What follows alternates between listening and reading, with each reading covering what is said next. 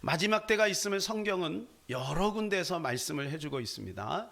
마지막 때에 대해서는 창세기부터 계속해서 말씀하시면서 특별히 계시록에서 마지막 때에 대해서 선명하게 우리에게 말씀을 해주고 있습니다. 창세기가 있으면 계시록이 있다는 것은 처음이 있으면 끝이 있다는 것을 이야기해 주는 것이고요. 성경은 시간은 직선으로 되어 있음을 이야기합니다. 세상 사람들은 윤회한다라고 얘기하고, 특별히 불교에서는 시간이 윤회한다라고 생각을 하지만, 지구는 시작이 있으면 끝이 있는 것이고, 알파와 오메가가 되신 하나님께서는 시작을 하셨으니 마침도 있음을 우리에게 알려주고 있는 것이죠. 물론 하나님은 영원 전부터 영원까지 계시지만 우리 인간은 시작과 끝이 분명히 있음을 우리는 기억해야 될 것입니다. 마지막 때가 점점 다가오고 있다는 징조들이 세상에 곳곳에 나타나고 있습니다. 정치, 경제, 사회, 문화 모든 분야에 있어서 마지막 때가 점점 다가오고 있음을 이야기해주고 있습니다.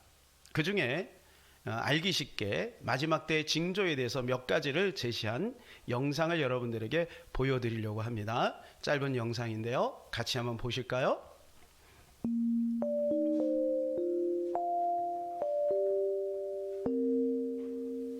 터치타임즈 김효정입니다. 우리 크리스천들이 꼭 기억해야 할 것이 있습니다. 바로 이 세상은 끝이 난다는 사실인데요. 그 확신은 오직 성경에서 나옵니다. 성경에는 예수님의 초림과 재림에 대한 기록이 참 많이 등장하죠. 예수님은 반드시 다시 오실 것입니다. 그런데 예수님이 다시 오신다고 해서 모든 것을 내려놓고 산으로 들어가거나 그 시간을 정해서 이상한 행동을 막 한다거나 이런 것은 이단입니다. 다만 재림의 징조를 우리가 깨달아 알고 거룩하게 살 필요가 있습니다. 그분을 맞이하게 될 때에 조금이라도 덜 창피할 수 있도록 깨끗하게 살아야 하는 것입니다. 오늘은 성경에 기록되어 있는 재림의 징조에 대해서 여러분과 몇 가지 나눠보고 싶습니다. 예수님이 다시 오실 때는 노아의 때와 같다라는 기록이 있습니다. 또 롯의 때와 같다고도 말씀하셨죠. 이 두 때에는 사람의 죄악이 하늘을 찔렀던 시기입니다. 하나님께서는 홍수와 불과 유황으로 무서운 심판을 내리셨습니다. 노아의 때 하나님의 아들들은 사람의 딸들과 결혼해서 거인을 생산했습니다. 천사 숭배가 일어났고 하나님이 원치 않으시는 유전자 변형이 발생하게 됐죠. 하나님께서 미워하시는 것들을 극도로 사랑하는 일이 생겼습니다. 극도의 교만이 나타났던 시기죠. 유전자 변형의 핵심은 하나님의 창조 질서를 부정하는 것입니다.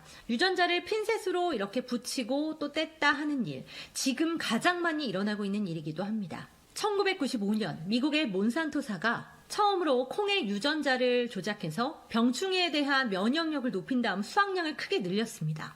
현재 전 세계적으로 콩과 옥수수, 감자 등 50여 종이 이렇게 유전자 변형을 통해서 전 세계로 확산되고 있습니다. 유전자 변형 식품은 질병이나 해충에 굉장히 강하고 수확량을 늘리는 데는 분명히 효과가 있을 것입니다. 그러나 장기간 섭취할 경우에는 안정성 문제가 발생하고요. 생태계를 교란시킬 수 있다는 문제점을 가지고 있죠. 자, 유전자 변형, 이렇게 식물에만 국한될까요? 그렇지 않습니다. 최종 목적은 인간의 복제까지 이르게 됩니다. 1996년 영국에서 양과 개를 복제하는 데 성공하고요. 그리고 그 이후 20년 만에 중국에서 원숭이를 복제하는 데까지 성공합니다. 중국 기업인 보야그룹은 2016년에 인간 복제 기술을 가지게 됐다라고 밝혀서 큰 충격을 주기도 했죠. 또 롯의 시대를 대표하는 것은 바로 동성애입니다. 분명히 다른 육체를 따라간 것이죠. 그러므로 재림의 때의 징조는 노아와 롯의 시대와 같이 동성애와 인간 복제를 통한 유전자 변형을 꼽을 수 있을 것입니다. 그로 인해 부패와 혼란이 왔고 사람들은 하나님을 조롱하는 데까지 이르게 됩니다. 그 결과 노아 당시에 수억 명의 사람들이 살았지만 오직 8명만이 구원을 받았습니다. 구원받는 자는 마지막 때에 그리 많지 않다는 것을 기억해야 할 것 같습니다. 지금도 정치와 경제, 사회, 언론 모든 환경이 반기독교적인 것을 접하면서 우리 기독교인들은 많은 스트레스, 극도의 스트레스를 경험하게 됩니다.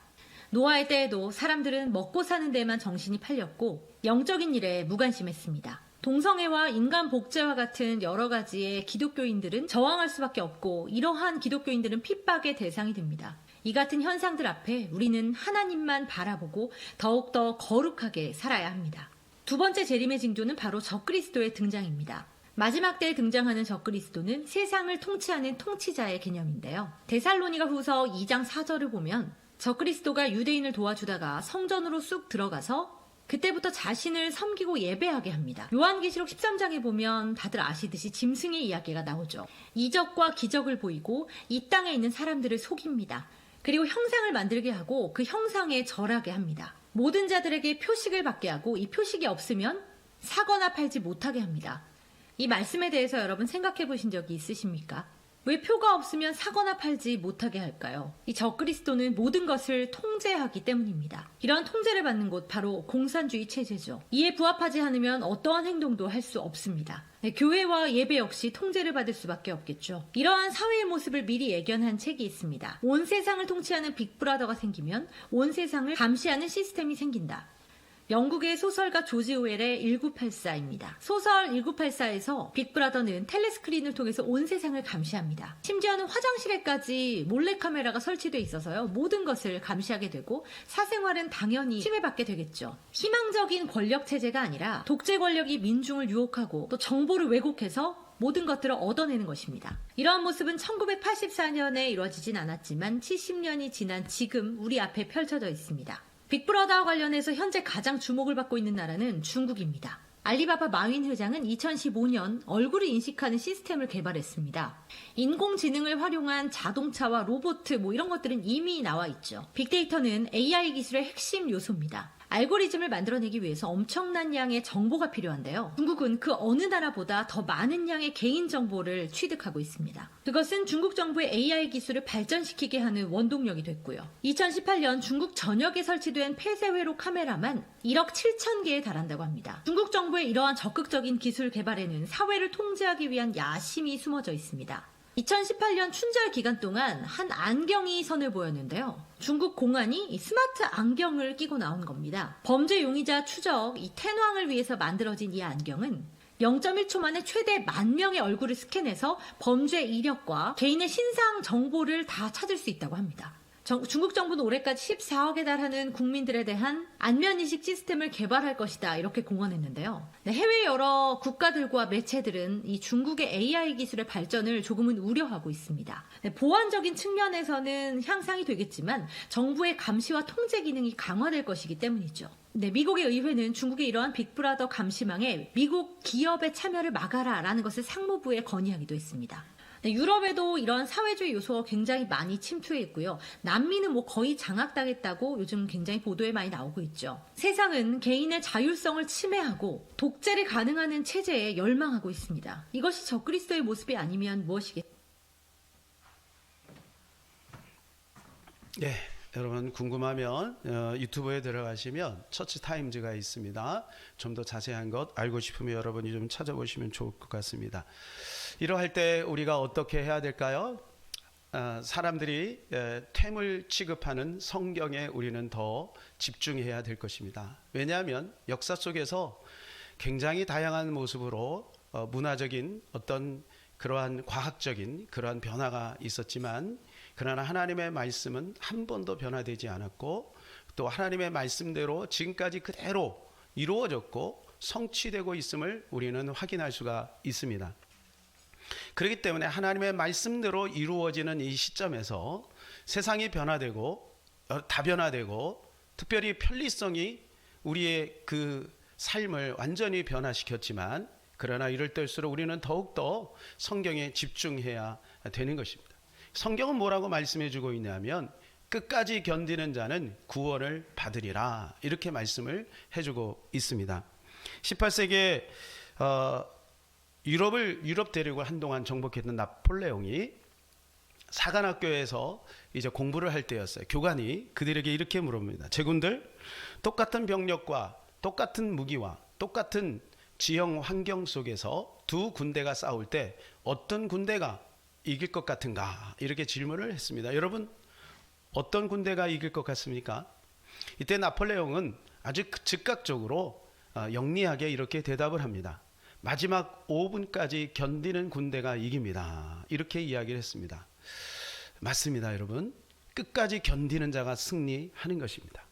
세상과 그리고 성경의 가치는요, 아주 이 경계선이 모호합니다. 세상은 평화를 얘기하고 있기 때문에 성경에서도 평화를 얘기하고 있죠. 그렇기 때문에 평화가 우리의 최종적인 가치인 양, 사랑이 우리의 최종적인 가치인 양, 그렇게 사람들은 살아가는 거예요. 여기에 많은 사람이 속는 겁니다. C.S. 루이스는, 제가 당분간 C.S. 루이스의 책을 많이 읽기 때문에 그분의 이야기를 자주 할 것입니다만, 그분은 그런 얘기를 했어요. 오늘날 포스트 모더니즘 시대에 수많은 사람들은 이 사랑을 진리 위에 올려놓는다라고 이야기를 합니다. 그래서 평화를 가장하여 진리를 훼손하고 진리를 회파시킨다라고 하는 거예요. 자, 우리 개인적으로도 볼 때 우리가 신앙생활하는 목적이 다 다릅니다만, 진리를 추구하는 사람이 있고 아니면 나의 평안과 안위를 추구하는 사람이 있다는 거예요. 여러분은 어떤가요? 만일에 우리가 우리의 평안과 안위를 추구하기 위해서 신앙생활을 한다면 그 사람은 쉽게 세상으로 나가고, 아니면 종교의 모양은 가지고 있으나 세상과 타협하면서 살아갈 수밖에 없는 것이죠. 그는 마지막 때 예수 그리스도가 오실 때 과연 그분은 어떻게 될 것인가 라고 하는 거예요. 점점 세상은 편리해지고 AI 시대가 오게 되고 하나님 없이도 살아갈 만한 충분한 조건이 생기게 될 겁니다. 그때 우리는 과연 성경에 얼마나 귀를 기울일 것인가 우리가 한번 생각해 봐야 될 것입니다. 그래서 예수님께서는 이 마지막 때 깨어 있어야 된다라고 말씀을 해주고 있습니다. 마태복음 24장 42절 시작. 그러므로 깨어 있으나 어느 날에 너희 주가 임할는지 너희가 알지 못함이라. 어느 날 임할는지 알지 못한다. 깨어 있는 자만이 그 날을 준비할 수 있다라고 말씀해 주고 있는 것입니다. 마태복음 24장 44절입니다. 시작. 이러므로 너희도 준비하고 있으라.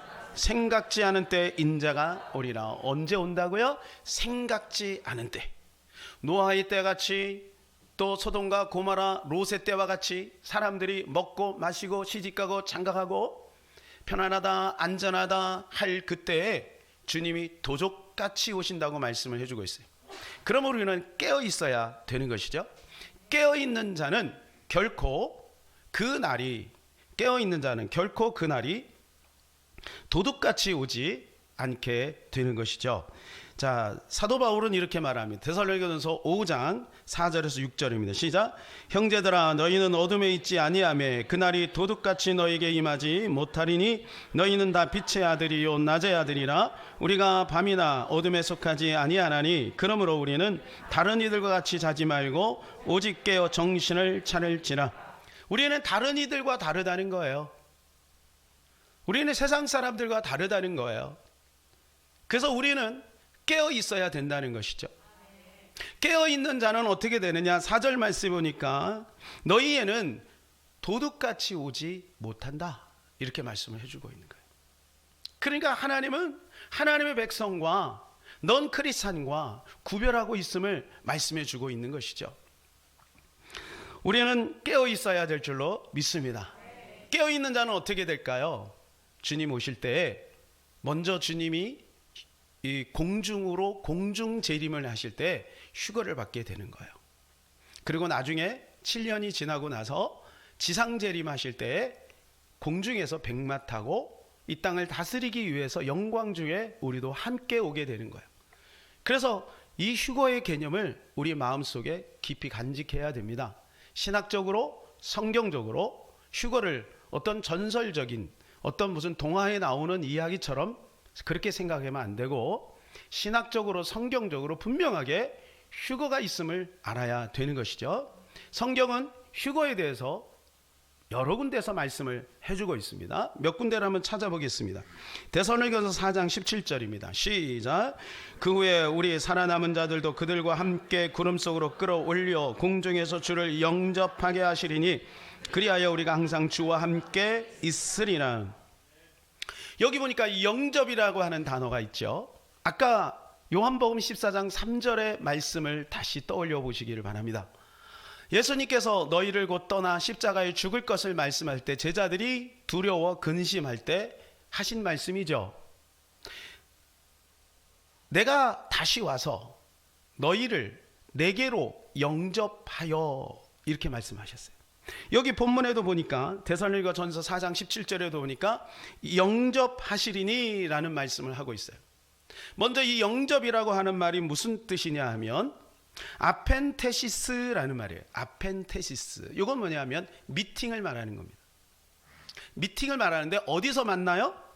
아까 우리 말씀 데살로니가 4장 17절 한번 다시 보시면, 다시 한번 보여주세요. 어디서 만난다고요? 구름 속으로 끌어올려. 어디에서요? 공중에서. 어디에서요? 제가 자꾸 물어보는 이유가 있습니다, 여러분. 휴거 때가 분명히 있음을 여러분 기억하시라는 거예요. 어디에서 만난다고요? 공중에서 만나는 거예요. 공중에서 영접이라고 하는 단어가 하판테시스가 뭐냐면 미팅이라는 말이에요. 공중에서 만나게 된다는 거예요. 요한복음 14장 3절에도 보니까 뭐냐면 내가 너희를 내게 있는 곳에서 영접한다는 거예요. 주님이 오셔서 이 땅에서 영접하는 게 아니라 우리가 올라가서 영접을 하게 된다는 거예요. 그래서 여기 끌어올려 17절에 보니까 데살로니가전서 4장 17절 다시 한번 보여주세요. 구름 속으로 끌어올려 그랬죠. 이 끌어올려라고 하는 단어가 무슨 말이냐면 하르파조야, 하르파조. 예, 영어로는 랩처죠, 랩처. 자, 이 말은 끌어가다, 잡아채다, 데려가다, 구해내다 그런 뜻이에요. 네 가지 단어를 여러분 머릿속에 떠올려 보세요. 요거는 휴거를 말하는 겁니다. 끌어올려, 잡아채는 거예요. 구해내는 거예요. 그리고 나서 바로 이 땅에 뭐가 시작이 되냐면 7년 대환란이 시작되게 된다는 것입니다. 그래서 환란의 통과는 성경적이지 않습니다. 환란의 통과를 주장하는 분들이 있어요. 환란 통과설, 그것은 성경적이지 않아요. 자, 근거를 제시하겠습니다. 데살로니가전서 5장 3절입니다. 데살로니가전서 5장 3절 시작. 그들이 평안하다 안전하다 할 그때 임신한 여자에게 해산의 고통이 이름과 같이 멸망이 갑자기 그들에게 이르니 결코 피하지 못하리라. 어떤 때 온다고요? 대환란이 있을 때 온다는 게 아니고 평안하다 안전하다, 지금이죠. 평안하다 안전하다, 먹고 살만하다, 그때 온다는 거예요. 우리나라만 봐도요, 역사적으로 우리나라가 수없이 외세 침략을 받지 않았습니까? 통계에 의하면 약 30년에 한 번씩 전쟁이 일어났다는 거예요. 근데 6.25 전쟁 이후에 우리나라 전쟁이 있습니까? 지금 70년이 지났죠.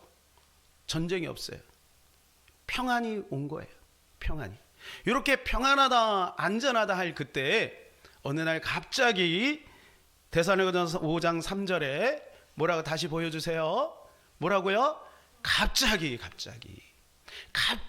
그들에게 임한다는 거예요. 이게 바로 휴거를 뜻하는 것입니다. 이 뜻은 무슨 뜻이냐면 예상치 못할 때 온다는 거예요. 아무도 생각하지 못할 때 온다는 거예요. 근데 깨어있는 사람은 어때요? 알까를 몰라요? 아는 거죠. 경찰이 야간에 탐문 수사를 하죠. 그러면 도둑이, 강도가, 범죄자가 오는 걸 알아요, 몰라요? 알아요, 몰라요? 몰라요? 알죠. 인상착의 다 알고 정보를 다 가지고 있으니 알죠. 그러나 대부분의 사람들은 모르죠. 깨어있으라는 단어가 무슨 말이라고 했나요? 제가 자주 여러분에게 말씀드리는 무슨 말이라고 했나요? 보초를 쓰다, 그런 뜻이에요. 그러니까 우리가 그날을 바라보면서 날마다 깨어가고 근신하고 있으면 절대로 도둑같이 예수님 오지 않는다라고 하는 거예요. 임신한 여자는 어느 날 갑자기 진통이 오지만 본인은 알아요. 요게 지금 이제 7개월, 8개월, 9개월, 10개월이 거의 다 됐다. 그러면 곧 오겠다. 알아요, 몰라요? 알죠. 그러니까 우리는 임신한 여자와 같아서 이 징조를 보고 그날을 생각할 수 있다는 것입니다. 종말에 대한 것은 우리만 얘기하는 게 아니에요. 세상 사람들도 얘기합니다. 종말 시계 여러분 지난번에 보여드렸죠. 종말 시계. 지금 100초 앞으로 다가왔어요. 미국의 시카고 대학의 과학 잡지에서 처음에 1940년대에 이거 발표가 시작이 된 거예요. 그러니까 그때는 한 15분 정도. 그래도 점점 가까우더니 지금 이제는 100초 전으로 왔다는 거예요. 세상 사람들도 이 지구의 종말이 멀지 않았다라고 그렇게 이야기를 해주고 있죠. 이 지구도 나이가 있습니다. 지구의 나이를 한번 볼까요? 창세기에 하나님께서 아담으로 시작해서 지구가 시작이 됩니다. 그죠? 아담으로 시작이 돼요. 그리고 노아 때까지가 약 2000년. 정확히 보면 학자들이 가면 2006년. 그죠? BC 2006년에 노아 홍수가 터졌다는 거예요. 심판이죠. 물 심판이잖아요. 그리고 초림 예수 그리스도가 그 다음에 한 2000년 있다가 오셨죠. 이때도 심판이죠. 우리가 받아야 할 심판을 누가 받으셨어요?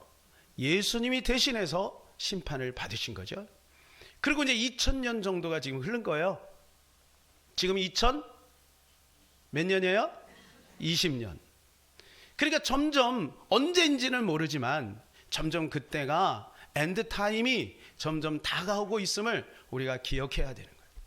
그래서 지구의 연도를 6000년으로 보고 그러고 나서 이제 1000년 왕국으로 들어가는 거예요. 그러니까 이 7이라고 하는 숫자는 성경에서 우리가 예표적으로 굉장히 많은 부분에서 말씀을 해주고 있어요. 천지 창조 며칠 했습니까? 7일 했습니까? 6일 했죠. 그리고 7일째는 뭐 했어요? 안식했죠. 요거를 하루가 1000년 같고 1000년이 하루 같다 하면 요 안식이 뭐냐? 1000년 왕국인 거죠. 성경인 7의 숫자에 대해서 굉장히 여러 군데서 말씀을 해주고 있어요. 노아 방주문이 닫히고 나서 7일 후에 비가 내렸습니다. 요셉이 7년의 풍년과 7년의 흉년을 예언했고 그대로 이루어졌죠. 6월절 다음에 무교절을 7일 동안 지내게 됩니다. 그리고 7년마다 안식년이 오게 됩니다. 그리고 77에 49 희년이 50번째 오는 거예요. 77에 49. 그리고 여리고성을 몇 번 돕니까? 7번 돌죠. 그리고 마지막에 7번 나팔을 불고 여리고가 무너지게 되는 것이죠. 이스라엘 백성들이 범죄하고 나니 70년 동안 포로 생활을 하고 70년 만에 돌아오게 되는 거예요. 그리고 다니엘서에 보게 되면 72일회가 있는데 이 71회가 마지막 때 시간표를 보는데 굉장히 필요한 그러한 부분입니다. 71회. 그래서 이 시간에는 이 71회에 대해서 잠시 한번 살펴보려고 합니다. 다니엘서와 계시록은 굉장히 중요합니다. 마지막 때를 연구하는 데 있어서. 그래서 제가 이제 다니엘서와 계시록을 자주 여러분에게 말씀을 드릴 것이고 계속해서 다니엘서와 계시록을 지금 연구하고 있습니다. 다니엘서에서 가장 중요한 키워드는 바로 이 71회예요. 이 71회를 어떻게 보느냐에 따라서 무천년설이 되고 전천년설이 되는 거예요. 이 71회를 정확히 볼 수 있는 눈이 있다면 마지막 때 징조를 우리는 볼 수가 있게 되는 것입니다. 그래서 여러분들이 이해하기 쉽게 이 71회에 대해서 우리가 좀 봐야 되겠는데 다니엘서를 새 번역 성경으로 새 표준 새 번역 성경으로 여러분들이 이해하기 쉽게 제가 이제 준비를 했어요. 그래서 좀 내용이 긴데요. 정신을 바짝 차리고 한번 읽어보시기를 바랍니다. 지금 졸 때가 아닙니다, 여러분. 예, 졸 때가 아니에요. 지금 오늘 수학을 좀 하셔야 돼요. 예, 우리 젊은이들이 머리를 팍팍 돌려서 한번 수학을 좀 잘 해보시기를 바랍니다. 자, 다니엘서 9장 25절에서 27절까지입니다. 여기 숫자에 좀 주목했으면 좋겠어요. 이게 71회거든요. 같이 한번 읽읍시다. 시작. 그러므로 너는 다음과 같은 사실을 깨달아 알아야 한다. 예루살렘을 보수하고 재건하라는 말씀이 내린 때부터 기름을 부어서 세운 왕이 오기까지 7일회가 지나갈 것이나 그리고 두 일회 동안 예루살렘이 재건되어서 거리와 성곽이 완성될 것이나 이 기간은 괴로운 기간일 것이다. 62일회가 지난 다음에 기름을 부어서 세운 왕이 부당하게 살해되고 아무도 그의 임무를 이어받지 못할 것이다. 한 통치자의 군대가 침략해 들어와서 성읍과 성전을 파괴할 것이다. 홍수에 침몰되듯 성읍이 종말을 맞을 것이다.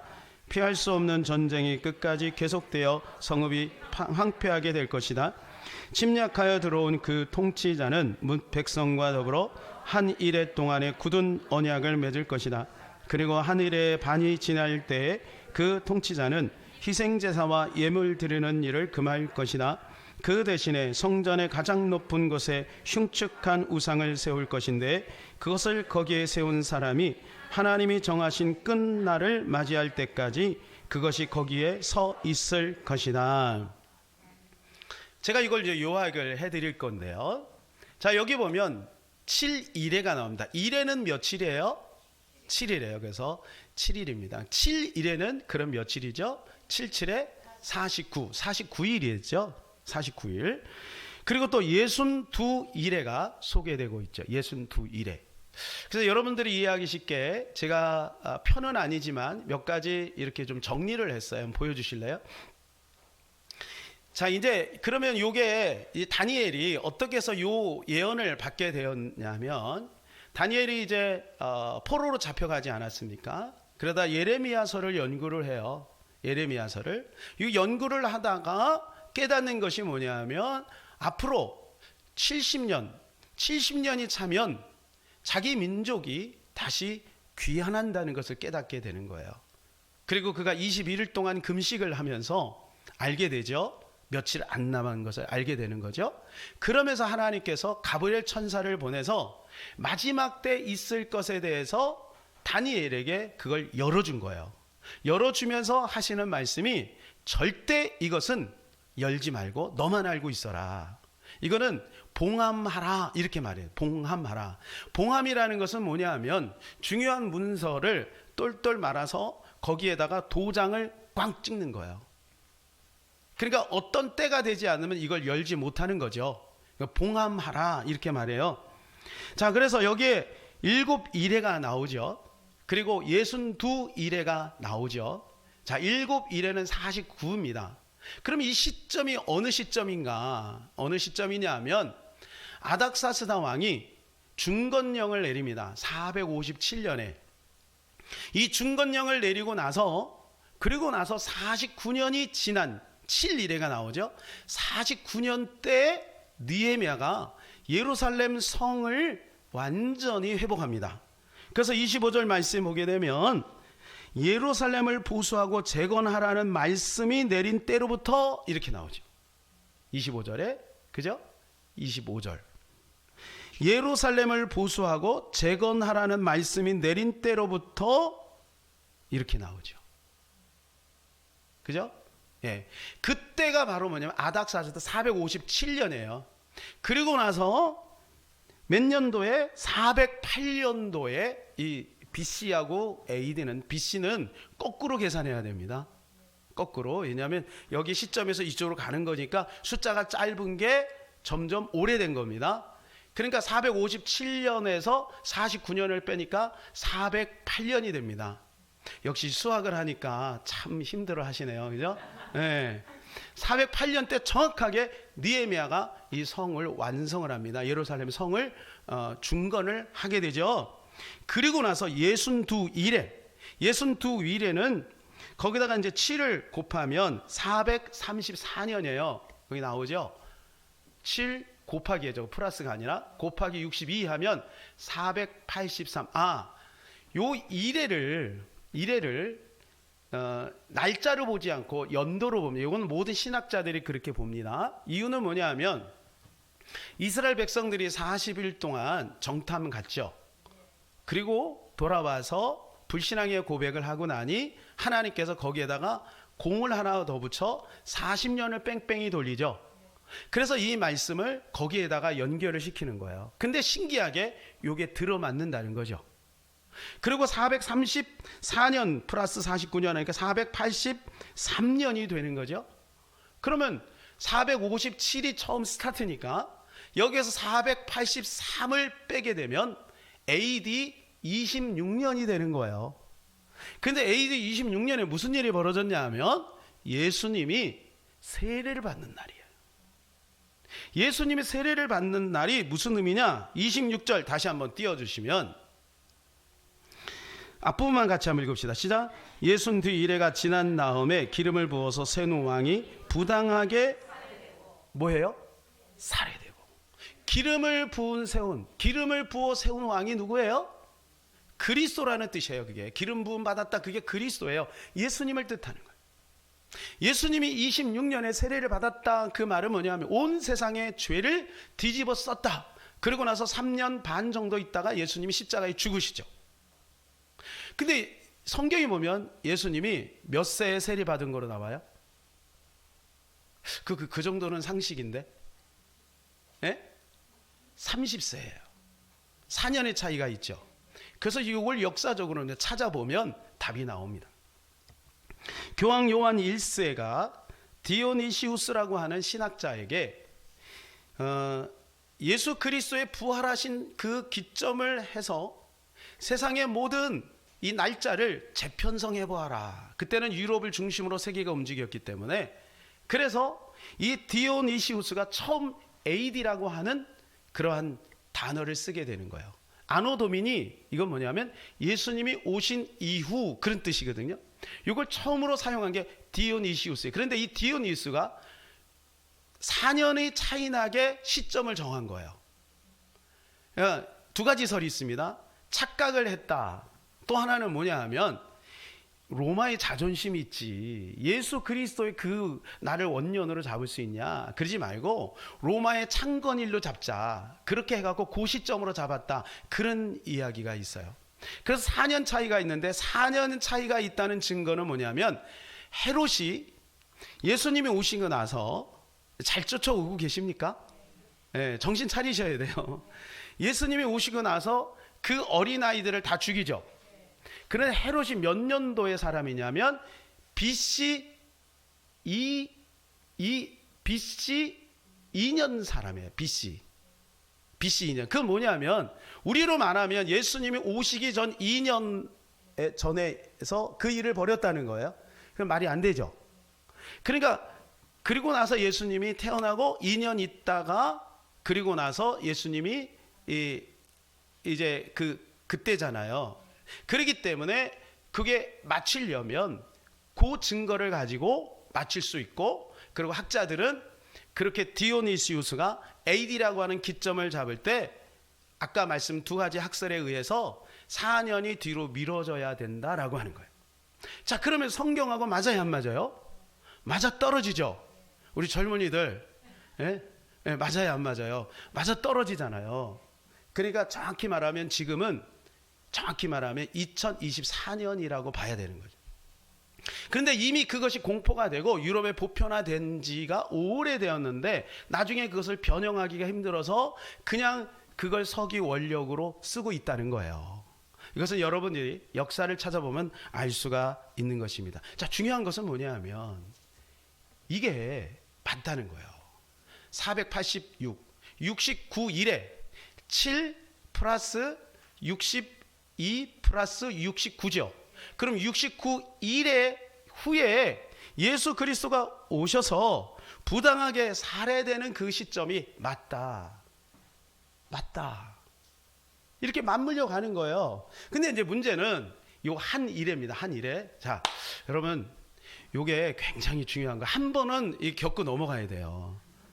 네, 여기에 71회를 여러분 이해해야 나머지가 계시록이 다 풀려요. 앞으로 이제 계시록을 제가 다 풀어 드릴 건데요. 그렇기 때문에 이걸 잘 이해하셔야 돼요. 자, 27절이 굉장히 중요합니다. 27절 다시 한번 천천히 읽어봅시다. 시작.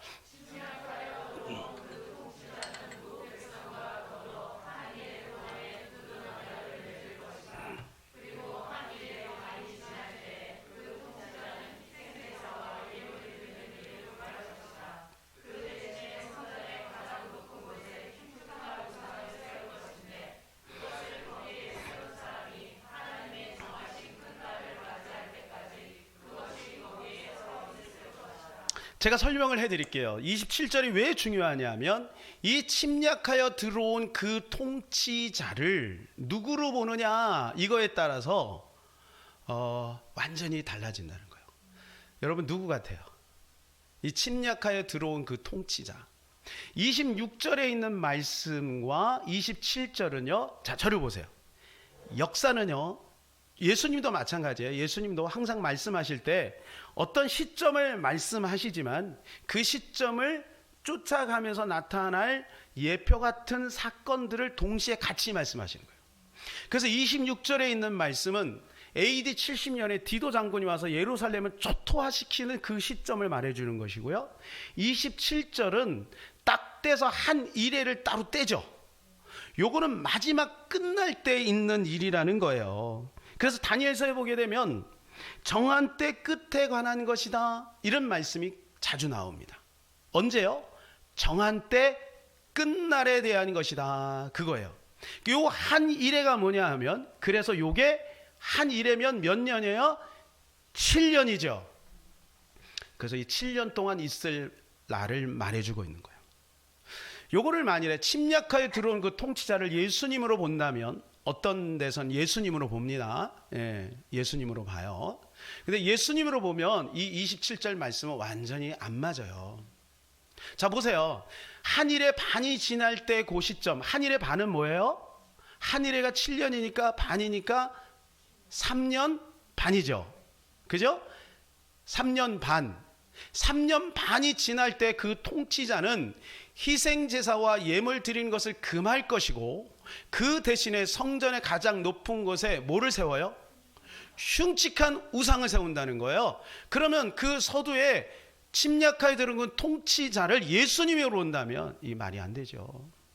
예수님이 성전에다가 어떻게 흉측한 우상을 세워요? 말이 안 되죠.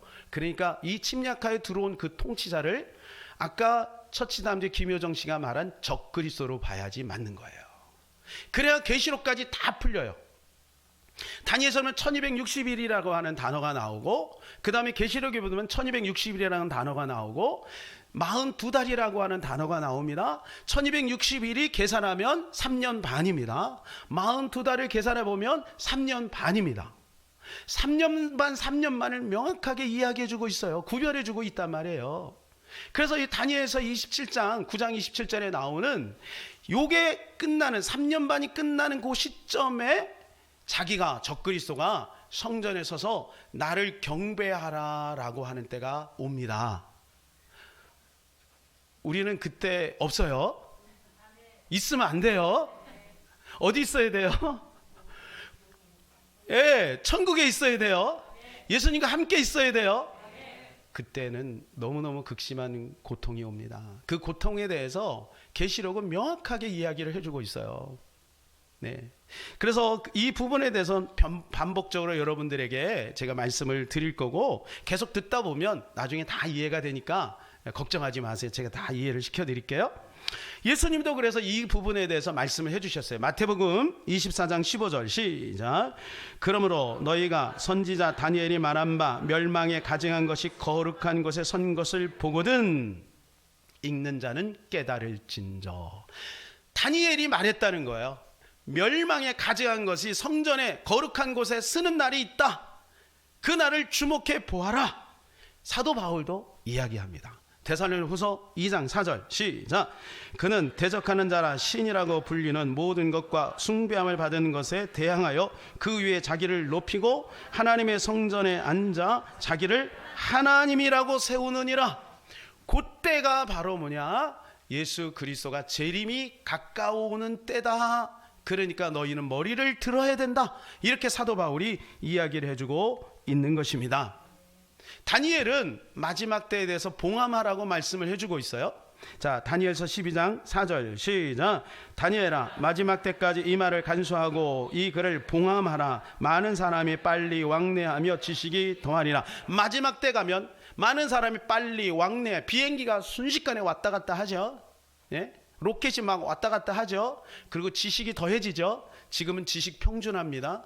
뭐한테 물어보면 돼요? 네이버에게 물어보면 됩니다. 지식이 더해지는 시대죠. 이러한 때가 된다라고 말하는 거예요. 그런데 마지막 때에 가서는 이제는 이 봉함이 풀리게 된 거예요. 그게 봉함이 풀린 게 사도 요한을 통해서 봉함을 푼 거예요. 그래서 오늘 본문에 있는 말씀 3절에 있는 말씀이에요. 시작. 이 예언의 말씀을 읽는 자와 듣는 자와 그 가운데 기록한 것을 지키는 자는 복이 있나니 때가 가까움이라. 이제는 계시록에 대해서 알아야 된다는 거예요. 저는 너무 감사한 게요, 계시록을 두려워했어요. 너무 복잡하고 너무 힘들고 암호를 푸는 것 같아서 힘들었어요. 그래서 계시록 잘못 건들면 이거 이단된다, 그러니까 건들지 않기로 했어요. 그런데 코로나 때문에 마지막 때에서 연구하다가 자연스럽게 계시록과 다니엘을 연구하면서 이것이 맥이 잡히고 풀려지기 시작하는 거예요. 그래서 이 마지막 때는 이 말씀, 계시록에 있는 말씀을 읽는 자와 듣는 자와 지키는 자가 복이 있다는 거예요. 사랑하는 여러분, 계시록 말씀을 통하여 이 마지막 때를 우리가 준비하면서 하나님이 주신 신령한 지식을 가지고 그때를 준비하는 저와 여러분 되시기를 예수님의 이름으로 축복합니다. 절대 두려워할 필요가 없어요. 우리는 그 환난 전에 올라가니까. 요셉은 7년 풍년이 있고 7년 흉년이 있다는 이야기를 들었을 때 바로는 답답하고 힘들었어요. 이게 무슨 말인가? 그러나 요셉에게는 그것이 오히려 기회가 됐어요. 이제 7년 풍년은 지나가고 있습니다. 7년 흉년의 때가 다가옵니다. 사람들은, 온 세계 사람들은 두려워 떨 수밖에 없어요. 그날이 언제 올지도 모르고 있고 곧 흉년이 다가오게 되면 그들은 먹을 것이 없어 헤매게 될 거죠. 그러나 요셉은 보안이 있어요. 준비가 되어 있는 거예요. 왜요? 하나님이 열어주셨기 때문에. 그렇다면 우리가 이 마지막 때에 대해서 하나님께서 열어주신 이 지식을 가지고 있다면 우리는 절대 두려워할 필요가 없는 거예요. 코로나 아니라 더 센 전염병이 와도 우리는 절대 두려워할 필요가 없는 거예요. 왜요? 그것은 하나님께서 우리를 사랑하셔서 마지막 때 재난의 시작으로 사인을 보내주신 것뿐인 것입니다. 우리가 누가 천국에 가야 되는지 C.S. 루이스는 천국에 대해서 이렇게 말합니다. 천국은 건강하건 연약하건 부유하건 가난하던 간에 하나님의 임재 안에서 계속 살아가기를 원하는 사람이라면 누구나 들어갈 수 있도록 문을 열어놓고 있는 곳이다. 이 말에 여러분 동의하십니까? 저는 동의합니다. 하나님은 자비의 하나님이에요. 하나님은 사랑의 하나님이에요. 모든 사람에게 천국의 문을 열어놓으셨습니다. 그런데 금요일날 제가 여러분에게 도전했듯이 많은 사람이 천국을 가기를 원합니까? 아니에요. 관심도 없어요. 주변에 있는 사람들 물어보세요. 넌크리스찬들은 천국에 대해서 전혀 관심이 없어요. 오히려 천국과 지옥 이야기하면요 굉장히 부담스러워하고 싫어합니다. 근데 성경은 분명히 천국에 대해서 이야기를 해주고 있지요. 그러면 이 마지막 때 어떻게 우리의 믿음을 지킬 수 있는가? 마귀는 찬송에 있는 것처럼 저 마귀 지옥 갈 때 저들도 가겠구나. 마귀는 끊임없이 우리를 공작하여 지옥으로 데려가려고 한다는 거예요. 스크루테이프의 편지라고 하는 C.S. 루이스의 책이 있습니다. 아주 얇습니다. 이 내용은 뭐냐면 스크루테이프라고 하는 삼촌 마귀가 원무드라고 하는 조카 마귀에게 편지를 써서 어떻게 하면 인간을 유혹해서 지옥으로 데려갈 것인가, 어떻게 하면 인간을 파멸시킬 것인가 라고 하는 내용의 책이에요. 조카 원무드는 이렇게 생각을 했어요. 인간을 파멸시키려면 아주 강력한 중대한 죄를 짓도록 해서 그 인간을 파멸시켜야 된다라고 생각을 한 거예요. 그런데 스크루테이프가 이렇게 권면을 합니다. 원무드, 그렇게 하지 마. 그렇게 해서는 인간들이 넘어오지 않아. 왜? 너무 세기 때문에 인간들은 경계하거든. 이렇게 해봐라. 아주 사소한 죄를 짓도록 꿰는 편이 더 나을걸? 아주 사소한 죄를 짓도록 꿰는 편이 더 나을걸? 이렇게 도전을 합니다. 악마의 목표는 뭐야? 마귀의 목표는 뭐냐면 하나님과 우리 사이를 분리시키는 거예요. 이 분리시키는 것은 이만큼 분리가 됐던 요만큼 분리가 됐던 상관없어요. 분리되면 분리된 거예요. 요한복음 15장에 보니까 뭐라고 돼 있어요? 나를 떠나서 너희가 아무것도 할 수 없다라고 돼 있죠. 그러니까 사소한 죄를 져서 분리가 되면 끝나는 거죠. 사람들은 눈치채지 못한다는 거예요. 이 사소한 죄 때문에. 그래서 스크루테이프는 그 전략을 가지고 조카 원무드에게 권면을 합니다. 그래서 이렇게 이야기해요. 지옥은 누가 가는가? C.S. 루이스가 이렇게 얘기합니다. 지옥은 인간의 존엄성을 상실한 사람들이 가는 것이다. 인간의 존엄성은 인권이 아니라 인간됨이고 우리의 인간됨은 하나님이 정해주셨다라고. 이걸 잘 우리가 유념해 볼 필요가 있습니다. 많은 사람들이 인권을 주장합니다.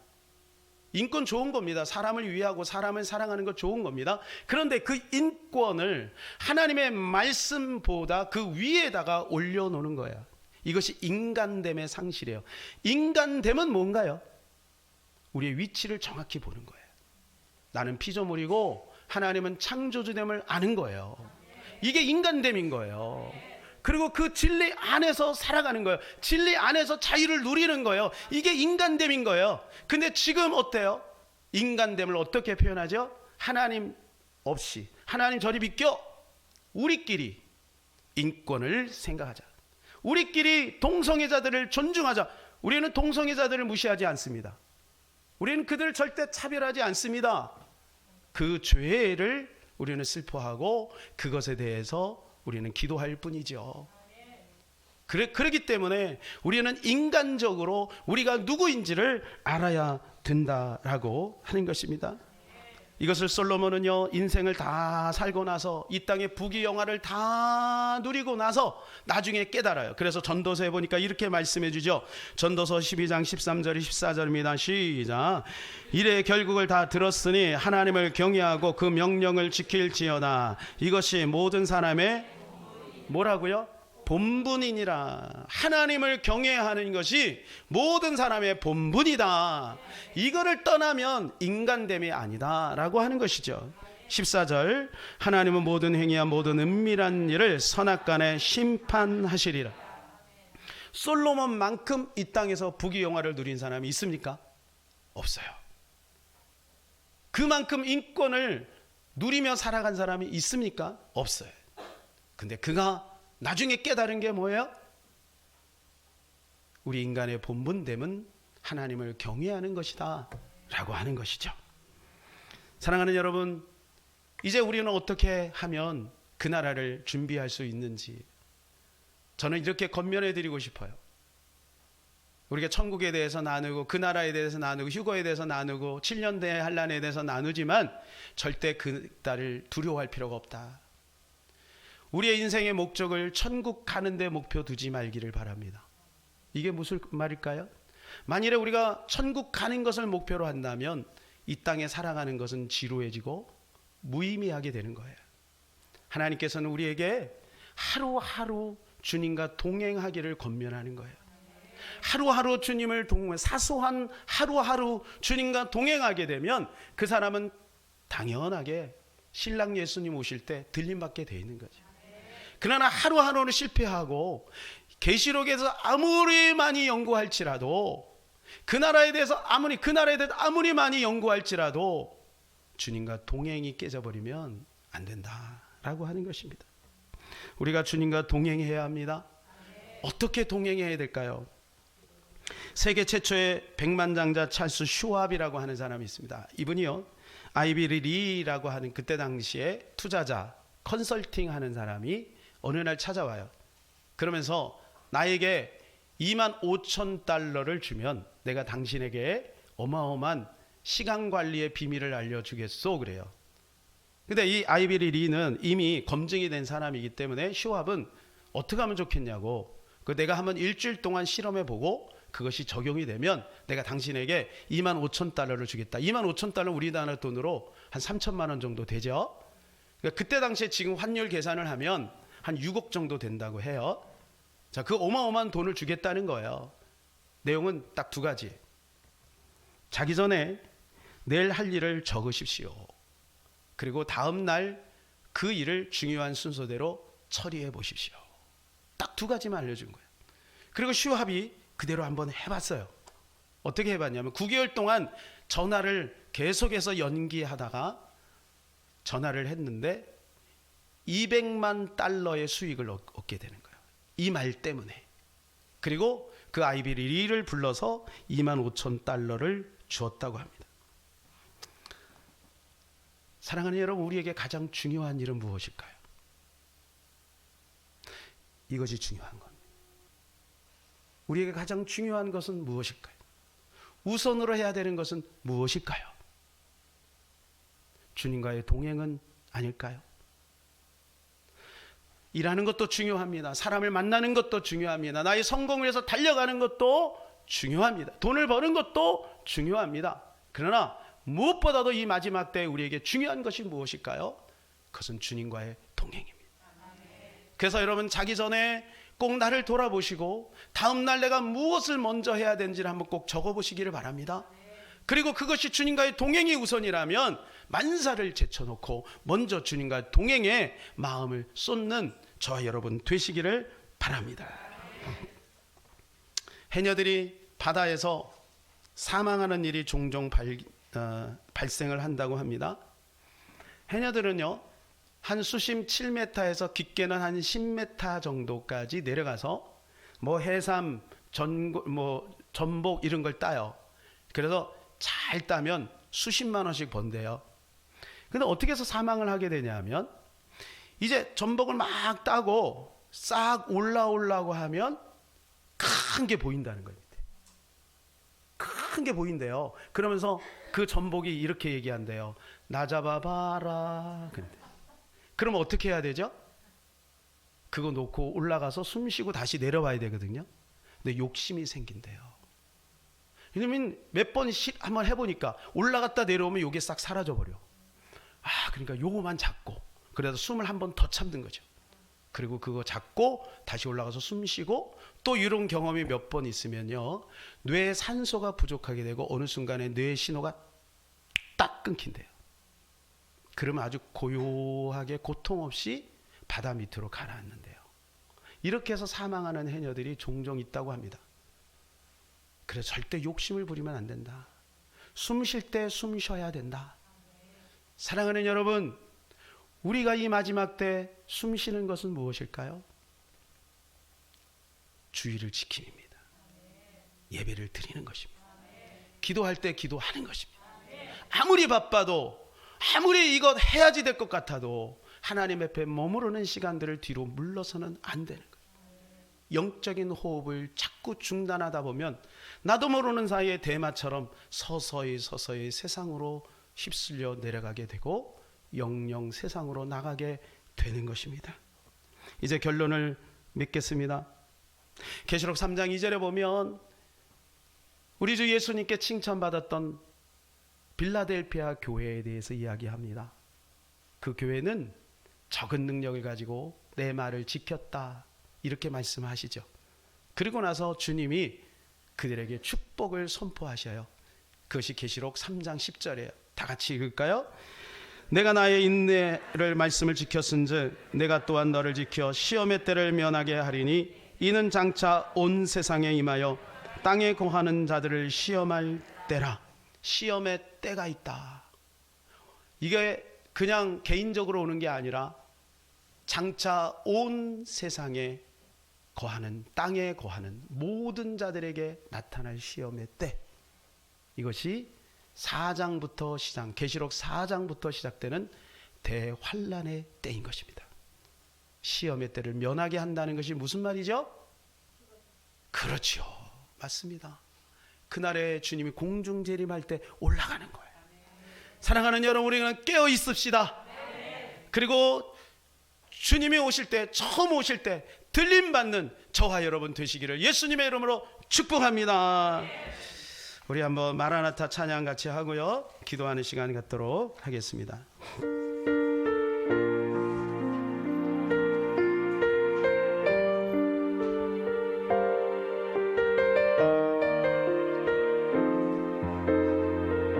마라나타 마라나타 주 예수여 어서 오시옵소서. 땅의 모든 모든 족속 주를 찬송하게 하소서. 마라나타 마라나타 주 예수여 어서 오시옵소서. 온 열방이 주께 돌아와 춤추며 경배하게 하소서. 우리 주님 다시 오실 길을 만들자. 십자가를 들고 땅 끝까지 우리 가리라. 우리 주님 하늘 영광 온 땅 덮을 때 우리 땅 끝에서 주를 맞으리. 마라나타 마라나타 아멘. 주 예수여 오시옵소서. 아멘. 마라나타 마라나타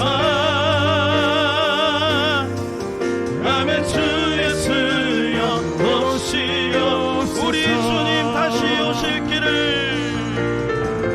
우리 주님 다시 오실 길을 만들자. 십자가를 들고 땅 끝까지 우리 가리라. 아멘. 우리 주님 하늘 영광 온 땅 덮을 때 우리 땅 끝에서 주를 맞으리. 마라나타 마라나타 아멘. 주 예수여 오시옵소서. 아멘. 마라나타 마라나타 아멘. 주 예수여 오시옵소서. 할렐루야. 주님 다시 오실 줄로 믿습니다. 우리는 반드시 들림받게 될 것을 믿습니다. 날마다 주님과 동행하며 살기를 원합니다. 말씀 붙들고 우리 같이 한번 기도하기를 원합니다. 주여 하고 기도합니다. 주여. 우리 주님 아버지 하나님 감사합니다. 이 마지막 때를 알게 해주시고 마지막 때를 열어주시니 감사합니다. 성경적으로 신학적으로 하나님께서 원하시는 대로 하나님 다니엘과 계시록 그리고 하나님의 성경의 전반을 통하여 마지막 때를 알게 하소서. 깨닫게 하소서. 열어주시옵소서. 그리하여 주님 오실 날을 준비하게 하소서. 주님 오시는 그날을 예비하게 하소서. 마라나타 아멘. 주 예수여 어서 오시옵소서. 마라나타 아멘. 주 예수여 어서 오시옵소서.